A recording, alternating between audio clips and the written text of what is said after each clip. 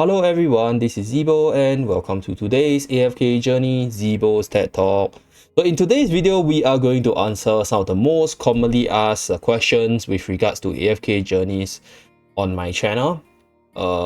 Mainly I'll answer the 4 questions. So this is not your usual guide, it's just a Q&A session where I answer all the questions that people have with regards to AFK Journey and talk about my thoughts. First of all, right, let's talk about the questions people most often ask. I feel that I have to address it anyway. So number one, you'll be pushing out a lot of videos. Are you okay? Should you take a break? Should you slow down? So that's question number one, right? Question number two, what's the end game like?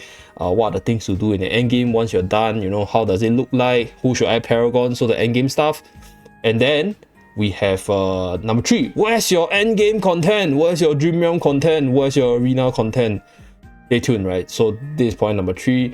Point number 4 is very subjective. People always ask me, should I pull this, should I pull that? If I get her to Supreme Plus, you know, how good it is, blah blah blah. So I'm gonna answer these 4 most commonly asked questions in today's video.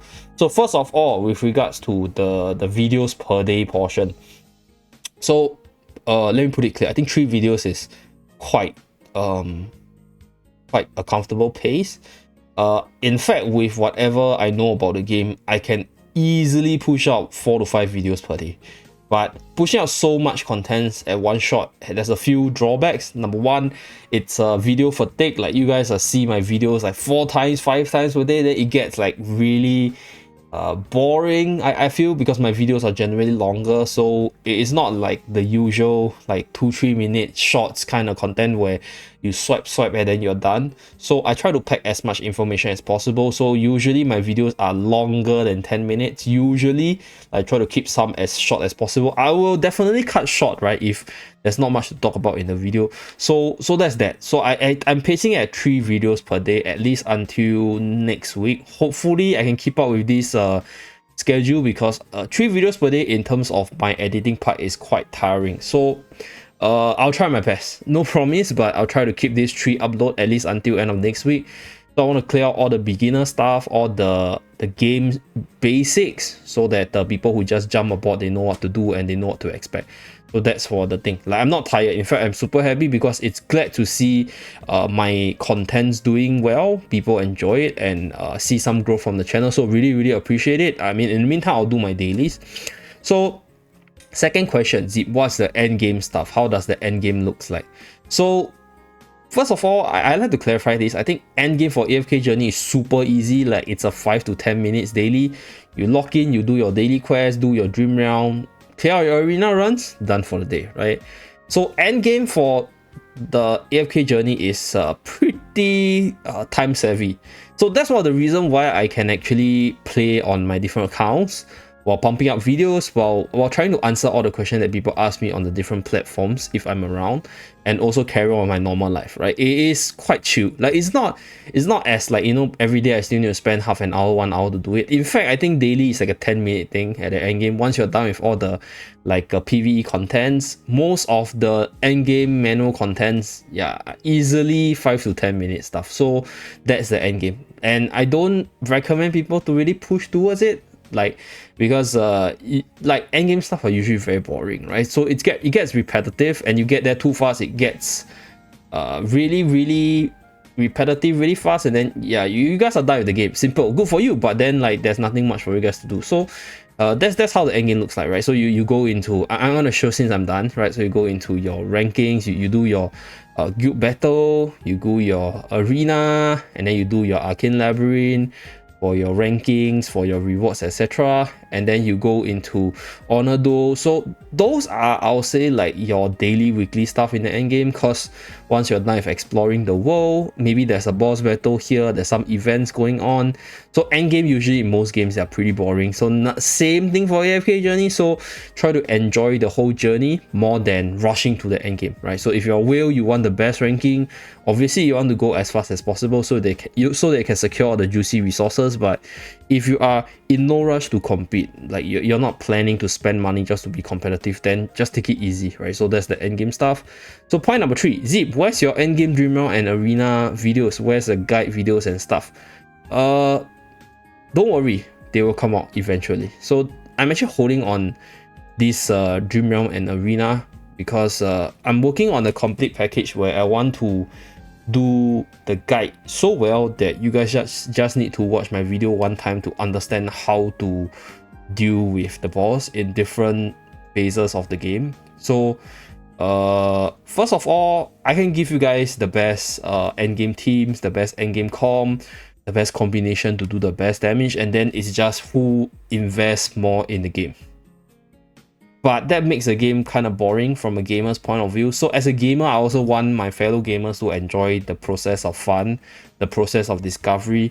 I think AFK Journey has been really fun for me because as I'm playing through the game, I'm learning new things along the way. Like somewhere will come by and tell me, you know, this build is not good, you know, this unit is not good. So experiencing new things and then putting it into the test, trying things out, losing in arena, right? Losing in Dream Realm, beating people up, having like different results and stuff. That's the fun part. Like team building, experimenting, and then testing your theories makes this game more fun than just getting the best result, the correct result. Obviously, like I can give you that. Like don't get me wrong, I know the best comps, right? I know the best teams, but if I feed you the model answer, then you lose the fun of learning, the fun of discovery.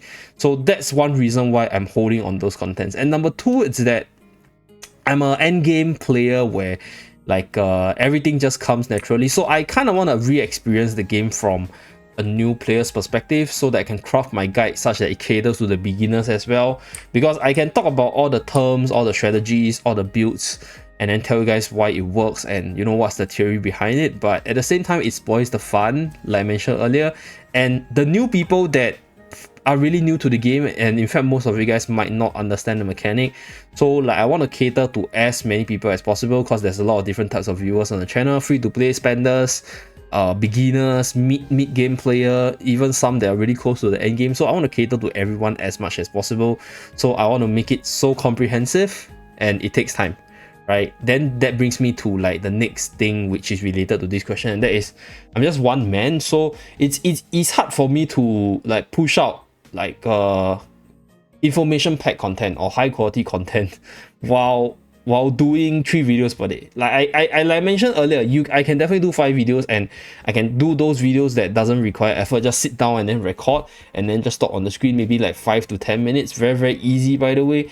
But it's just that like I kind of want to put out those high quality contents that people really need and people really want to know.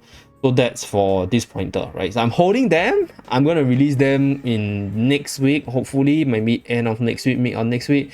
But just a teaser, I'm gonna release all the individual game mode tier lists, the end game ones, in the coming few days, so you guys can stay tuned for that.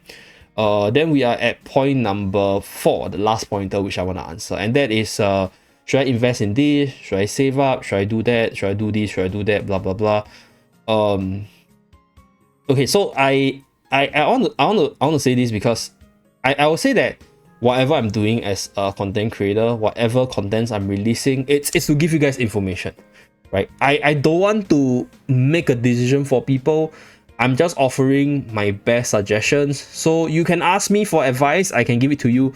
But at the end of the day, I think you have to base it around your own situation. Like for example, if you're a spender, how much you're spending. You can ask me for advice for the packs, which I really recommend. I have a video for that.